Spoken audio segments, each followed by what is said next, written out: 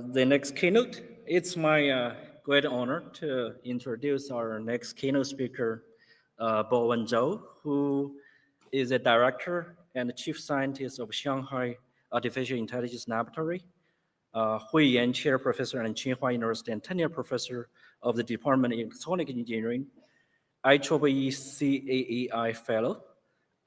He was the director of AI Foundations of IBM T.J. Watson Research Center, chief scientist of IBM Watson Group, a distinguished engineer of IBM, SVP of JD.com, the chairman of JD.com's Technology Committee, and the president of JD Cloud and AI. Let's put our hands together to welcome the keynote from Dr. Bowen Zhou.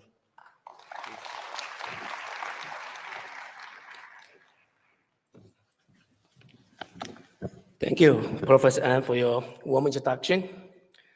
And it's a great honor to be here to join our ChipAI community in Singapore.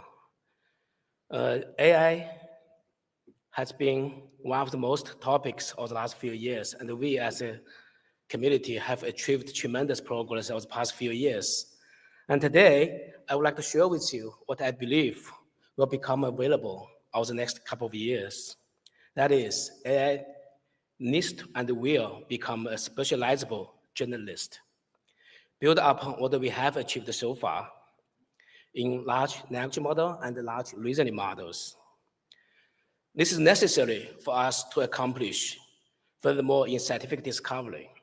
Here, specializable generalist is a term coined by me, and I will walk through what I meant by that and why it matters in this talk. The talk has 4 parts. The first, I will start with an ancient roadmap to AGI from 10 years ago, followed by a proposal from me and my team. And we're going to talk about what's next. We believe scientific discovery is a new frontier. And we're going to end up with take-home messages. As some of you know, well, it's a truly honor to be invited to give a keynote at a premier conference like AAAI. It also has some side effects. The side effects are, it often makes one look back in one's earlier career and end up with realizing the aging part in one's life. That's painful. Well, that happened to me too.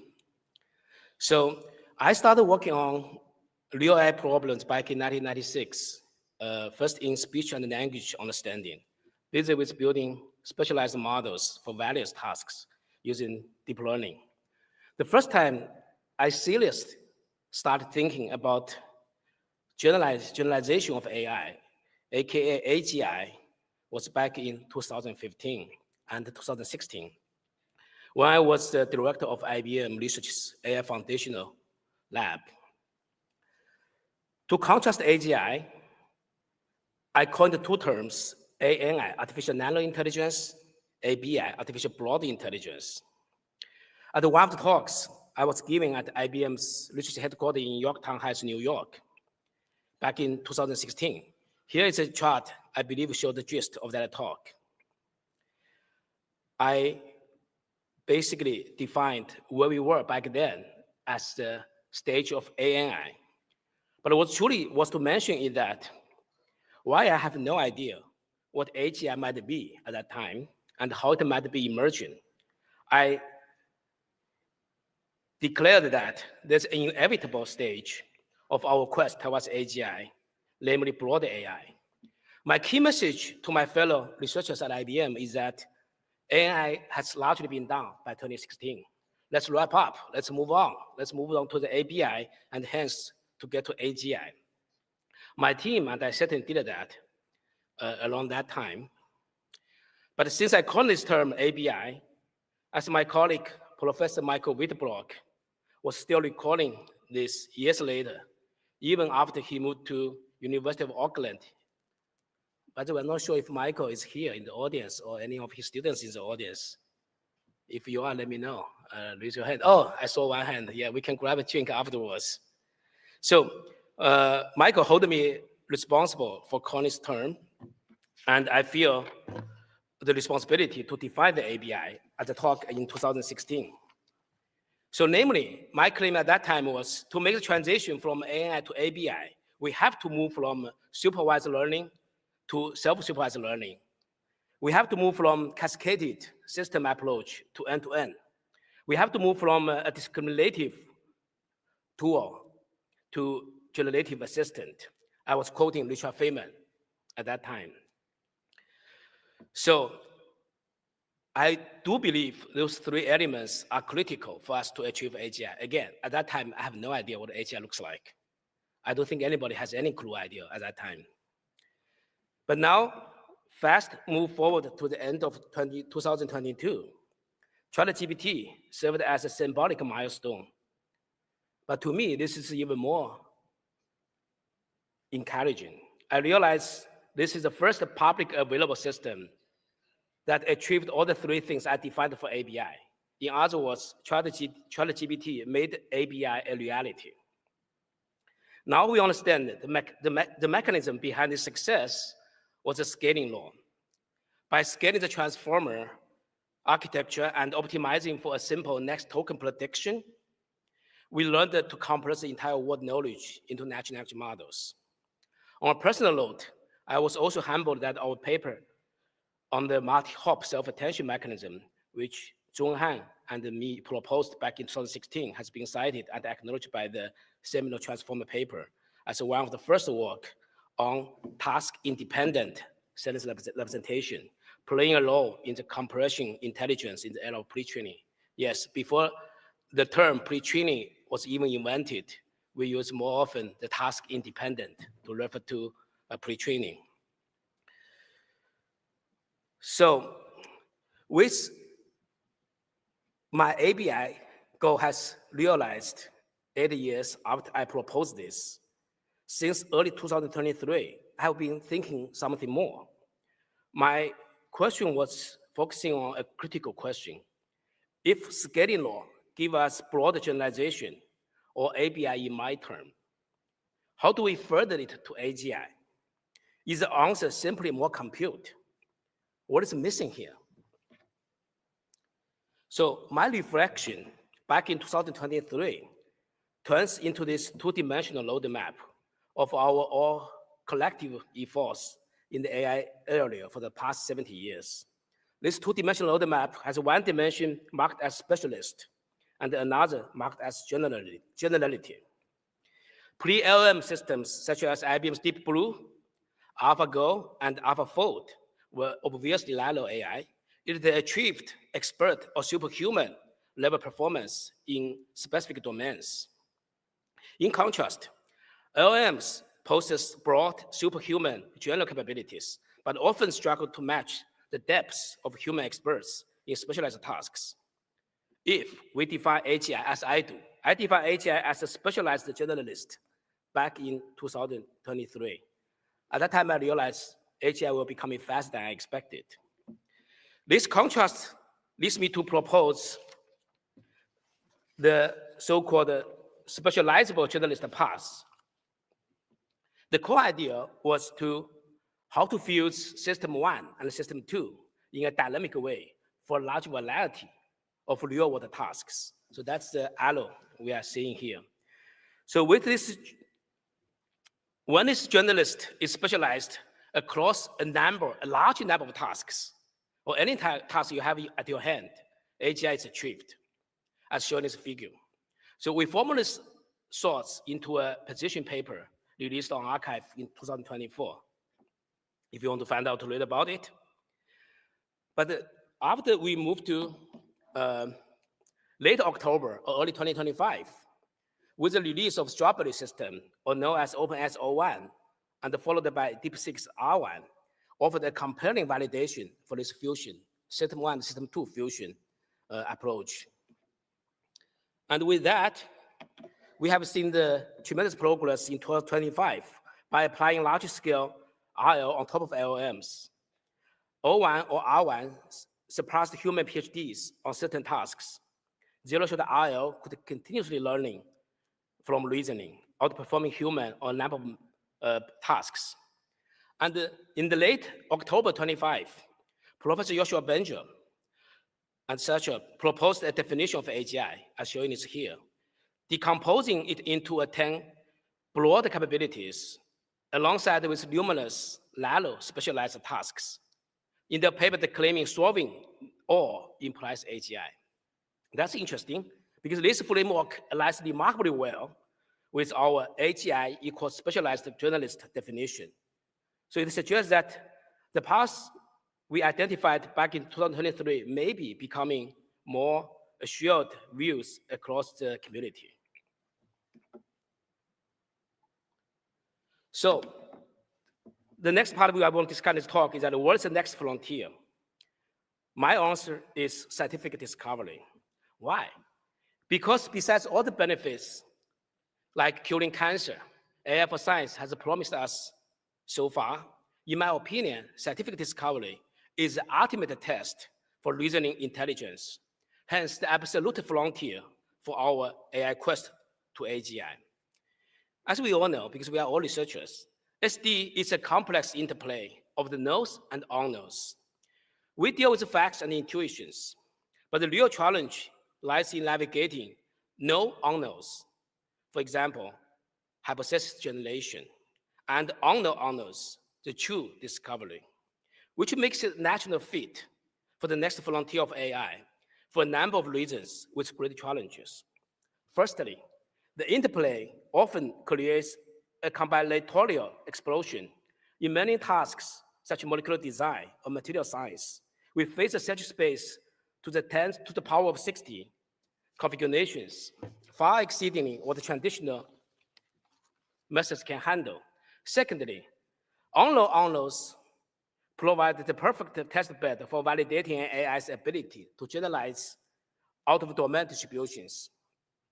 Finally, the cynical nature of SD introduces several challenges like sparse and delayed reward signals, which push the limits of current reasoning IO.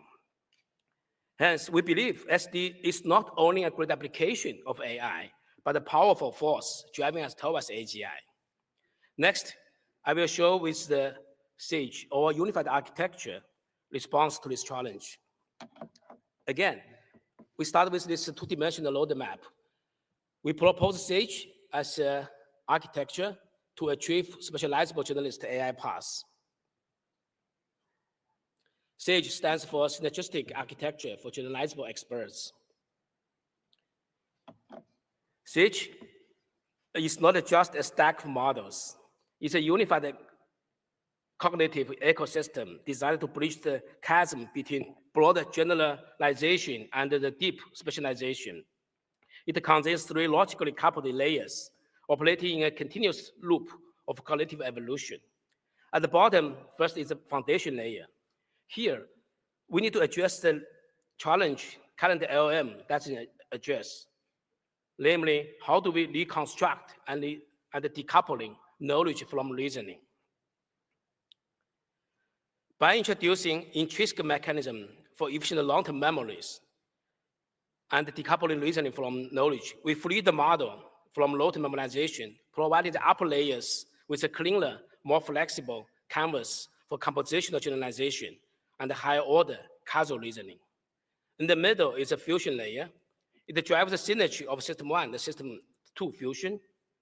This layer needs to use very dense process rewards and the multi-agent collaboration to dynamically orchestrate the rhyme between the intuitive, also known as fast thinking for breadth, and the logical flow thinking for depth. It decides when to generalize and when to specialize. On the top is the evolution layer. This layer represents a paradigm shift from passive data fitting to active epistemic explanation. It empowers the model to actively interact with the environment, hypothesize in auto-distribution scenarios, and autonomously correct its onward model based on real-world feedback. It's crucial to note that SAGE is not static. It operates as a recursive ecosystem. It has obvious bottom-up support when decoupled representation fuel reasoning strategies. But simultaneously, we also have top-down injection, where high-level feedback from higher-level activity discovery flows back to dawn, converting the unknowns into models' new training signals. With this bidirectional loop, Sage achieves full-stack self-improvement, involving not just its parameters, but it's also its cognitive strategies. Later, we're gonna do a quick introduction to each layer with some sample work from us. First, let's start with the foundation layer. As we mentioned, we want to address the problem of today we have the conflicts between inference and the memory problem, while widely used RAG retrieval augment LLM with external knowledge, but the retrieval at the inference time with long context introduce long latency and a tremendous engineering overhead. Another approach, domain adaptive pre-training, requires full parameter training, which is costly and prone to catastrophic forgetting. Our solution, memory decoder, is to bridge the gap between high-density knowledge supply and the decoupling from inference engine. And it's base model agnostic and differentiable. The key idea behind our work is to create a pre-trained pluggable memory component that runs in parallel with the base model with fused output distributions. This achieves efficient inferences because there's no modification needed for the base model, parameters, and no retrieval overhead at the inference. And this also needs to be trained once for the memory part. And this can be reused across base models as long as they share the same tokenizer. So with this design, to our knowledge, this is the first method to replace traditional non-parametric retrievers with a compact parametric model while retaining the interpolation-enhanced paradigm. In terms of efficiency, the inference overhead is only 1.28 compared to the baseline model. This is a contrast with in-constant RAG, which is 1.51, and KNLM, which is 2.17. So this has both efficiency and the generalization capability. Moving on to the later layer, I have to introduce the keynote player here, reinforcement learning. Build up the foundation model, RL is a critical methodology for realizing the specializable generalist, which serves as a bridge in the Sage architecture to enable both the fusion layer, the reasoning, and the evolution layer's continuous adaptation. So look at the big picture. We categorize all the evolution of RL into the 4 distinct phases. The phase 1, the classic RL for closed-world games, which led to the milestones such as AlphaGo, defeating human champions in environments of perfect information. Phase 2 moved to human alignment, or RLHF. This brought us ChatGPT, aligning models with human subjective preferences. Phase 3 is where we are standing now. It's called verifiable reasoning, or known as RLVR. By aligning model with verifiable truths, we witnessed the birth of large reasoning models such as O1 and the DeepSeek R1. Phase 4 is the next frontier. We call it open-ended RL. We believe this will drive real experiential learning, leading to new milestones, which could be the AI scientist, which I talk about, or could be physical AI that really works in the real world. So large-scale RL has become one of the hottest topics for the last year, and lots of work has been emerging. My students and I surveyed 600 papers. We use this approach to look at almost every component of RL. And we end up with the conclusion that all RL can be categorized into these 3 pillars in their algorithmic designs. We go back RL, which is essentially the continuous interaction between the agent and the environment. In the context of reasoning with LLM, the generated token is action, and the concatenation of history and prompts forms a state. RL vary in one or more in the following 3 models, which are all critical to create a specializable generalist. First is the reward design. This is about how do you define the signal, whether it's verifiable, generative, dense, or shift to guide the model. Reward design is like a compass. This module tells us what we specialize our models for. The second is a policy optimization. This is about how we update the model, evolving from critical-based methods like PPO to critical-free approach like GRPO for efficiency.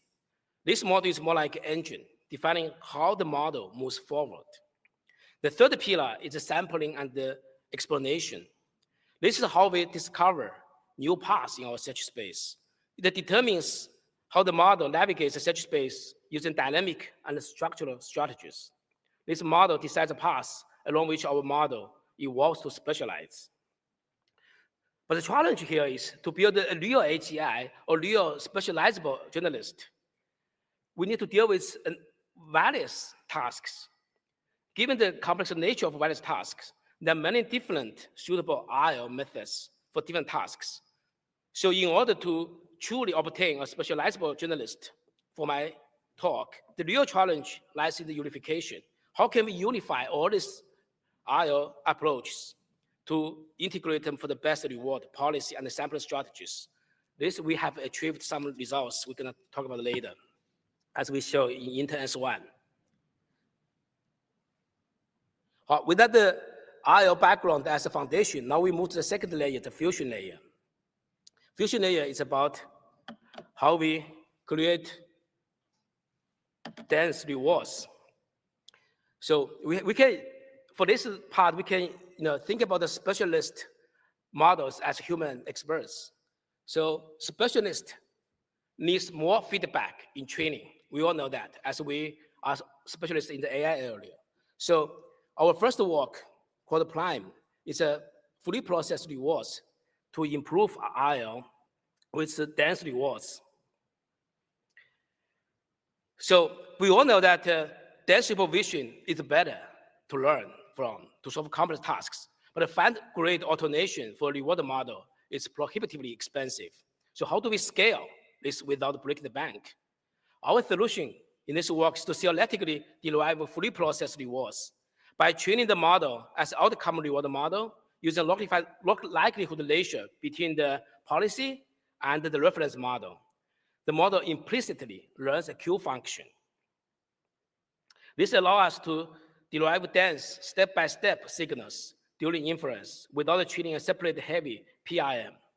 As the graph shows here, implicit PIM achieves significantly higher accuracy with great compute efficiency compared to previous methods.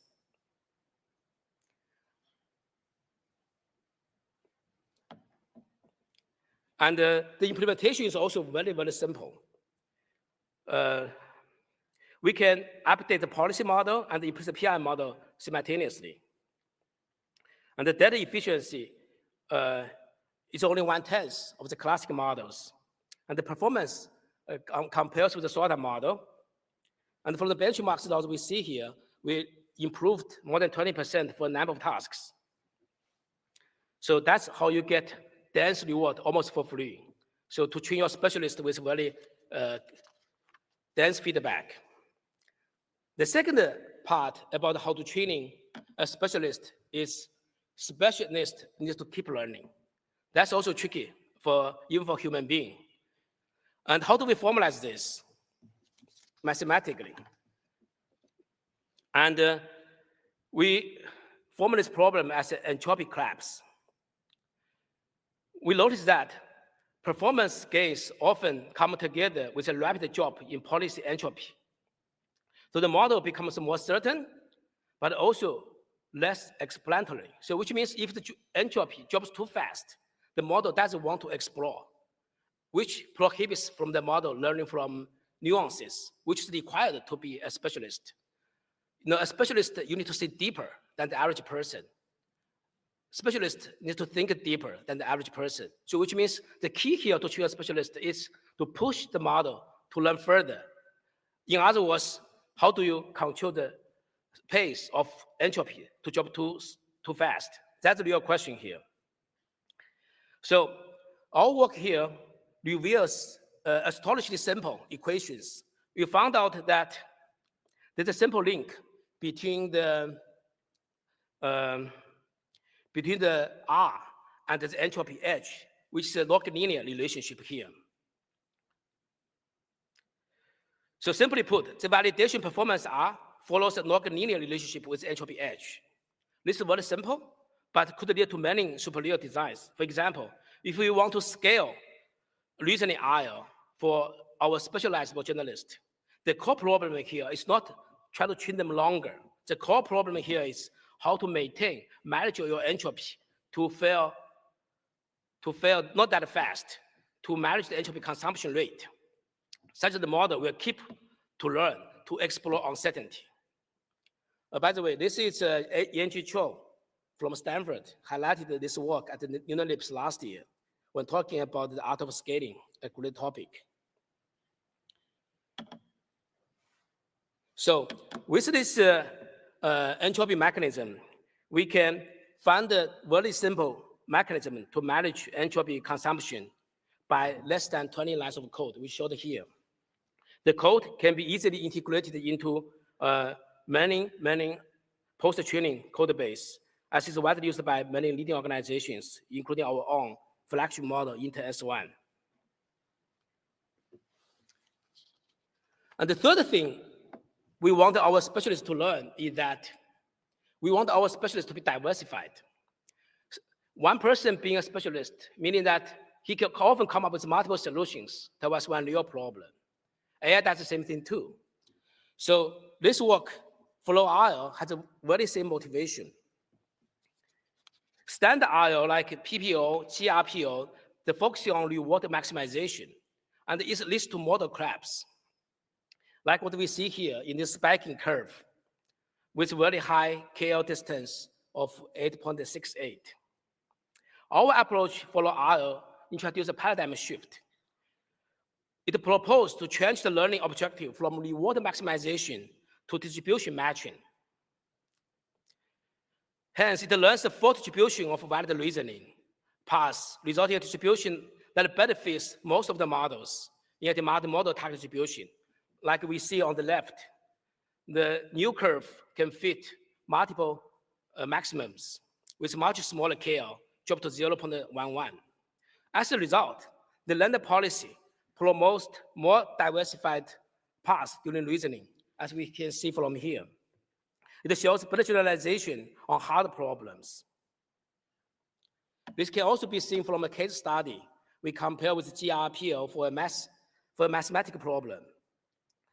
GRPO fails to solve the problem, and Flow IO explores a diversified path of actions, and finally, it reached the correct answer, 721.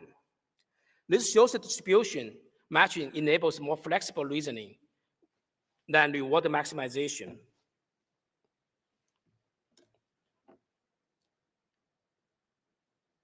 So we have more results showing that, but I'm not going to go into the details. So what you can see here is that we can improve our classic reasoning models across the board, but most importantly, it produces 2 times more diversified solutions. The diversity score improved from PPO 1.31 to 2.28. So I think that's very important to train a true specialist. Now let's move to the third layer, the evolution layer. The key challenge at this layer is to specialize a generalist for any tasks. How do we achieve continuous learning across self-evolution, large-scale tasks, and even physical environments? I will focus on 3 aspects. Signal. How do you learn from a signal at inference time? How do we scale across different number of tasks? Because for AGI, you need to not only specialize in one task, you need to specialize on a number of tasks, how to scale the tasks. And the third keyword is ground. How do you move this into the physical world? First, let's focus on the signal part, for which we have a work called self-evolution at test time, namely TTIO. Again, TTIO is a very simple idea. It's proposed trying to address the core problem as the distribution shift between the training and the test data. During inference, we typically facing different challenges of different test environment. But on the other hand, we don't have the true ground ground truth. Hence, the model stops to learn. But that's not acceptable for a specialist. We human beings as specialists, we keep learning, no matter when and what. So our insight with TDRL is simple. Can we come up with a way to keep learning at the inference time? This is a really simple idea, but working amazingly well. Its concept implies correctness. We sample multiple solutions using maturity vote as a proxy reward and update the model directly on the test stream. So this is, of course, incredibly lightweight. Again, this idea can be implemented in less than 20 lines of code and can turn any inference transaction into a training signals. Why the idea is simple, it works amazingly well.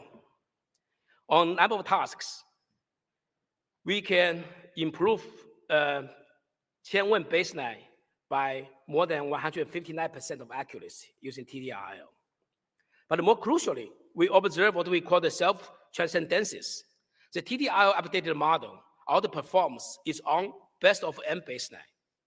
For instance, the average score with TDRL exceeds the majority voting scores of the best base model.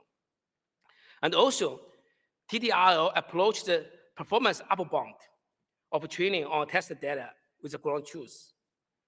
This is Oracle experiments. If we use the test data ground truth as a training signal, the performance is comparable to TDRL. And also, we see strong generalization to on-scene tasks with significant improvements for benchmarks like AMC and the MAX 500. So this TDRL mechanism is one simple way to realize the self-evolution core in the SAGE architecture, proving that intelligence can indeed spiral upwards autonomously. Our second work at the evolution layer is something we call the interpret camp. This is designed to verify task scaling. Please note that a specializable generalist needs to specialize our large number of tasks, boosting reasoning models simultaneously for all those tasks has never been trivial. And also, there's even more deeper question arising here. Does a scaling law exist specifically for number of tasks? Meaning, when we scale number of tasks, when we scale the diversity across tasks, what's going to happen? We're going to see some emergency here, as we see from the scaling law of the pre-training. With all these questions in mind, we propose Interpret Camp, a platform designed for verifiable task specialization. And it was first to provide our 1,000 diverse environments across 8 categories, enable our training in specified environments, and significantly boost the base model performance.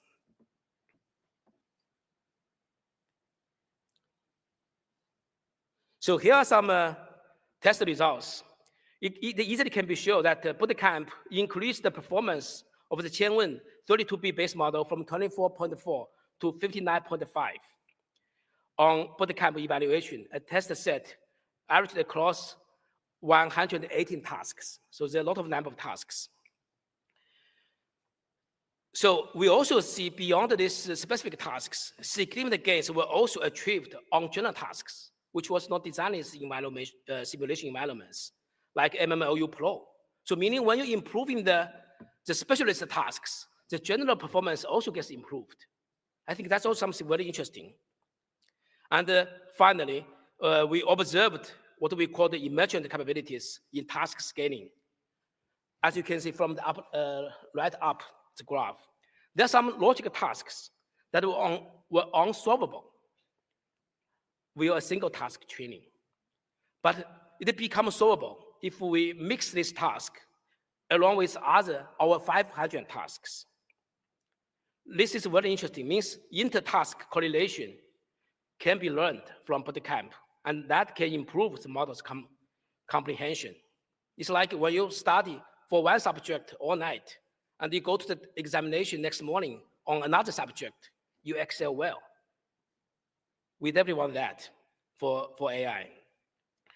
So this task scaling law, you can further see from the chart on the bottom right.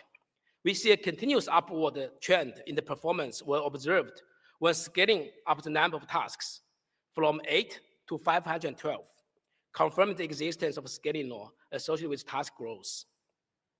So bootcamp functions as a core component of the evolution layer of SAGE. Bootcamp drives the evolution of the model by exposing it to a massive scale of specialized verifiable environment. This process facilitates continuous improvement and the emergence of complex reasoning abilities.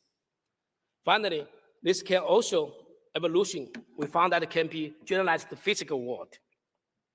That's the third pillar, ground. Because we believe true evolution or true specialist must happen in the physical world too. The current problem with embodied AI is the data sparsity. Robot demonstrations are expensive to collect, and standard imitation learning struggle to generalize. And in our work, we also find that simply scanning SFT data yields diminishing returns, meaning when you keep adding SFT data in embodied training, it doesn't improve too much. In this work, our insight is twofold. Firstly, RL could outperform imitation learning as it explores beyond demonstration. Secondly, outcome-centric, meaning the binary rewards, simply success or failure, are sufficient as signals for our RL to learn if the explanation is sufficient enough, is efficient enough. So technically, we implement this idea using VLA model with RL, additional RL layer, supported by parallel multiple environment rendering for interactive trajectory sampling. So again, simple ideas, amazing results. The results challenge conventional wisdom on data efficiency. We found that even using one trajectory SFT followed by reinforcement learning can outperform full trajectory SFT. But we all know full trajectory SFT is way, way more expensive. And we also see 21% gain in sim to real transfer success rates on tasks like stacking balls. And most excitingly, we observe another emergent behavior here. The robot discovers novel pushing strategies through RL that were never existed in the SFT training samples demonstrated. And we also find out, unlike standard SFT, there's no catastrophic forgetting. The model maintains the general capabilities.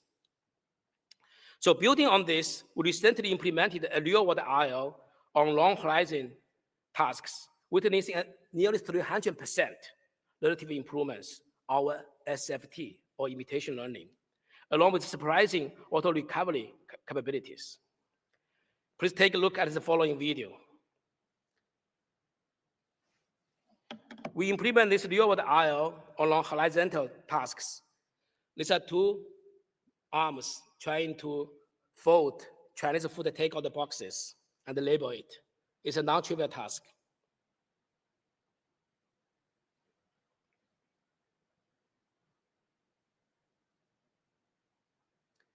Thanks to our RL framework, we actually achieve results comparable to physical intelligence Pi 0.6 with much less data and computation. For those who are familiar with Pi's demo, we're going to show a direct apple-to-apple comparison. So that's the label part. So here's the comparing with Pi 0.6. Again, we use the RL and very little trajectory data.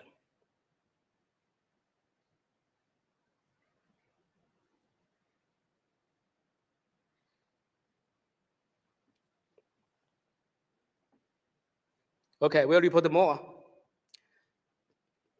But back to stage, this completes the architecture. It connects the brain of reasoning to the body action, enabling true embodied evolution. So we have introduced this SAGE architecture. Let's do a quick recap here. To summarize, SAGE is not just a theoretical framework. We have begun populating its layers with concrete, verifiable research results over the past 2 years. We proposed SAGE back in 2023. In the foundation layer, we tackle the the language models, memory, and reasoning with memo decoder. And moving up to the fusion layer, we using prime to force the specialist can have more frequent feedback to learn. We discovered the entropy mechanism. With that, we can design mechanism to enforce specialists to explore rather than to be satisfied and focusing to learn nuances and learn deeper. With flow IL, we force specialists to learn more than one solution to be diversified. And moving to the evolution layer, TTRL allows us to evolve at the test time scaling, meaning specialization does not stop at the training. Using on-label data, Bootcamp provides a scalable environments needed for verification, and you can learn from multiple tasks. Just like we human beings, we don't do just the work we do for work. We need to learn, sports, music, enjoying life. And simple VOA-IL, the last demo I showed you, proves that even in data scarce environment, physical environment, embodied settings, agents can discover novel behavior online. So we're proposing SAGE. Doesn't mean the SAGE are finished. I just want to emphasize that those are just the initial instantiation of the general idea of SAGE. If we believe SAGE is a reasonable proposal for AGI, we have only established a few outposts. There vast white space on this map. How do we achieve deeper causal inference? How do we scale process reward to infinite horizons? How do we ensure safety in its open-ended evolution? Those are open questions that my lab and my colleagues have been working on. So I want to use this chance to call for actions. I invite you to dive into our papers and code. They're all open source here. But more importantly, I invite you to join us in filling these blanks. Let's build the rest of SAGE together. So for the next part of my talk, we'll talk about what's next ahead of us. So AI for science has been a headline for a while. Existing success, including protein folding, weather forecasting, genetic models, and material generation, with AlphaFold as a post-child. While those work have significant impacts across the world, there have also been numerous studies showing that AI for science today, as it is, has a number of limitations. A recent Nature paper by my colleagues from Tsinghua and Evans from Chicago also indicated that today's AI for science, while it helps improving researchers' productivity, it limits diversity and the innovation of research. This is, again, amazingly in line with one of our earlier paper on AI Open. The title called From Tools of Revolutions to Revolutionary Tools. In other words, is AI for science can only be the revolution of tools, just merely a better tools than it had before? Or it should be the tool for revolution itself? We insist AI for science has a chance to be the revolution of tools to dramatically change the paradigm how we do research. But we are not there yet. There are more concrete evidence to support the view that today's AI for science is insufficient when it comes to support the end-to-end SD workflow. We build up an evaluation by working together with 100 scientists across 10 major fields, ranging from chemistry to energy to science, to life science, and so on. Our studies show that while frontier models fall short when they come into really helping scientists to finish the entire truly scientific discovery workflow.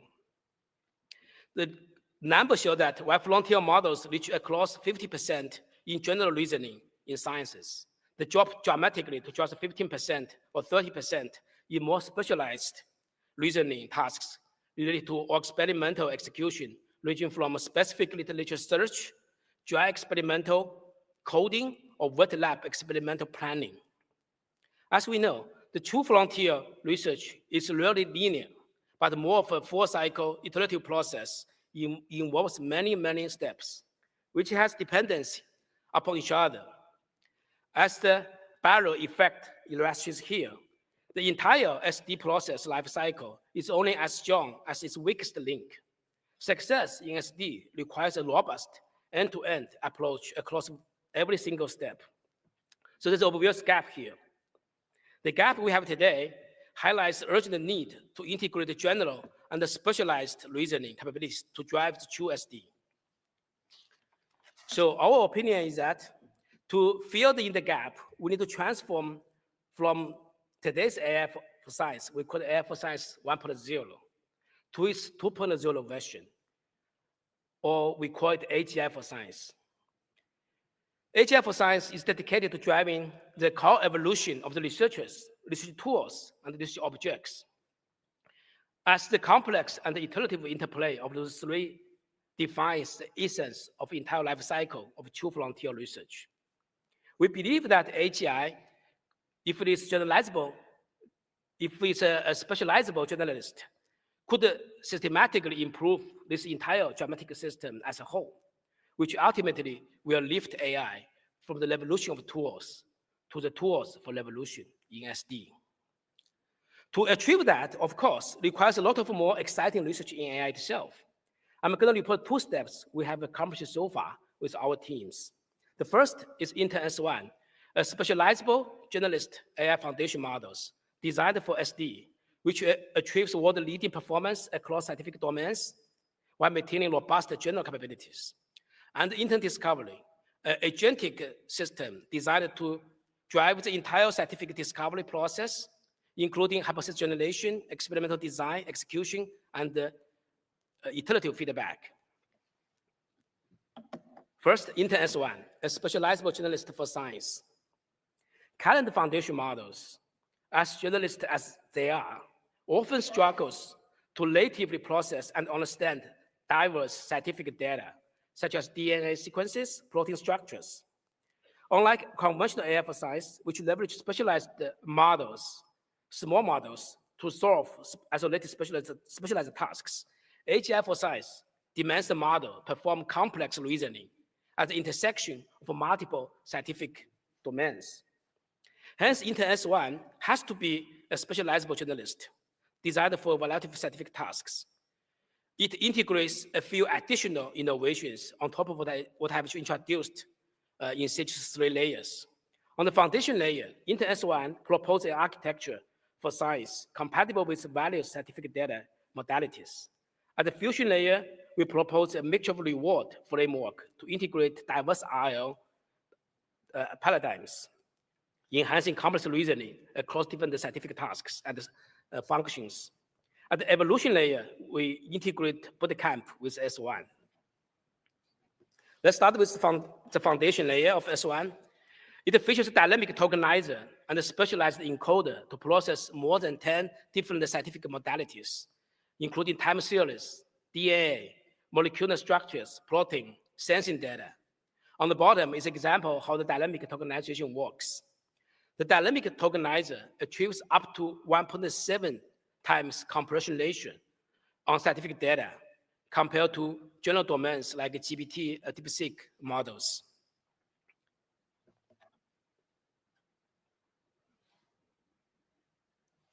And on the fusion layer, we realize for end-to-end SD process, it demands comprehensive skills, such as calculation, reasoning, idea generation, and experiment design. And these skills may vary from domain to domain, from field to field. So from our perspective, how can we train these skills collectively require different types of thinking? So when we integrate multiple IO and techniques into one unified framework, we end up with something called a mixture of reward framework. This framework has been achieved, has addressed multiple challenges. In the end, we are able to stabilize IO training for weeks, which is very hard because different IO signals have different frequencies. So this framework balances the conversion speed of IO training across different tasks, mitigating our fitting to specific tasks, and effectively enhancing the model's generalization capabilities. And on the evolution layer, we integrate the bootcamp, as we described earlier. This layer can help us to quickly build interactive learning from a specialized scientific environment that we do simulations, and it can transform specialized tasks into acquired expertise. So here's the results after we did all this work. We published InternS1 in the middle summer of last year.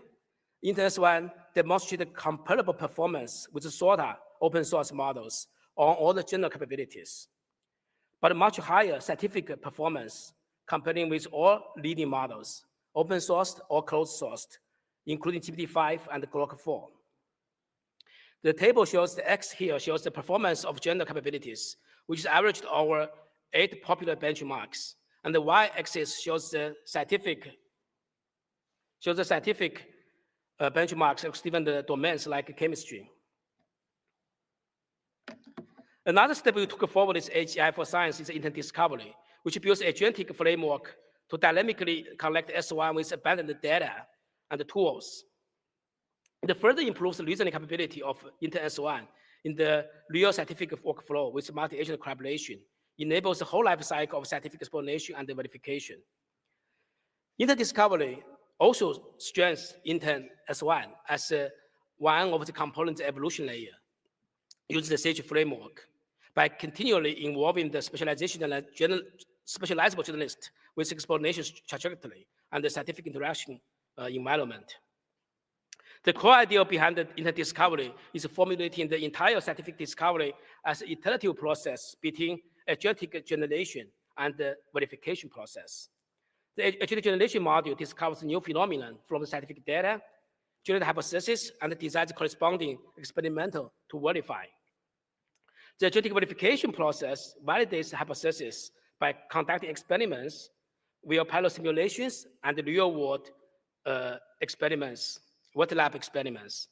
The cross-field nature of our generalist InternS1 enables both the generation and the verification modules to stimulate ideas originated from multiple fields, which is usually beyond human scientist touch. There are also two innovations in InternS1 to make InternS1 really workable for large number of science tasks. The first one is SCP. This is a agentic protocol that allows us to integrate various scientific resources like data sets and the wet lab high throughput equipments to be manipulated by our reasoning models.